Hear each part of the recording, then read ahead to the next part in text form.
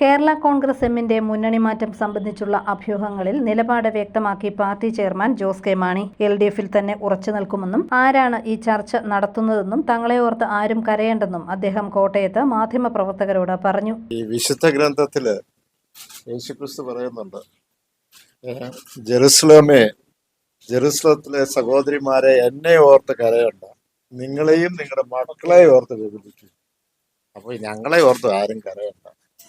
കേരള കോൺഗ്രസിന് ഒറ്റ നിലപാടേ ഉള്ളൂ. ആ നിലപാട് ഇടതുപക്ഷത്തിനോടൊപ്പമാണ് എന്ന് ഞാൻ കൃത്യമായിട്ട് പറഞ്ഞിട്ടുണ്ട്. പിന്നെ എല്ലാ ദിവസവും രാവിലെ വന്ന മാധ്യമങ്ങളോട് എനിക്ക് പറയാൻ പറ്റുമോ?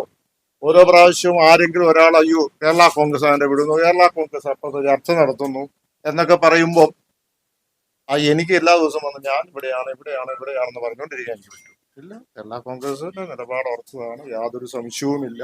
ആശുപത്രിയിൽ കഴിയുന്ന ദുബായിലെ സുഹൃത്തിനെ കാണാനാണ് കുടുംബസമേതം പോയത്. ഇക്കാര്യം മുഖ്യമന്ത്രിയെ അറിയിച്ചിരുന്നു. തിങ്കളാഴ്ച LDF സത്യാഗ്രഹത്തിൽ പാർട്ടിയുടെ മുഴുവൻ MLA-മാരും പങ്കെടുത്തതായും ജോസ് കെ മാണി പറഞ്ഞു. മുന്നണി മാറാൻ നീക്കം നടത്തിയിട്ടില്ലെന്നും ജോസ് കെ മാണി വ്യക്തമാക്കി. News bureau, Kottayam.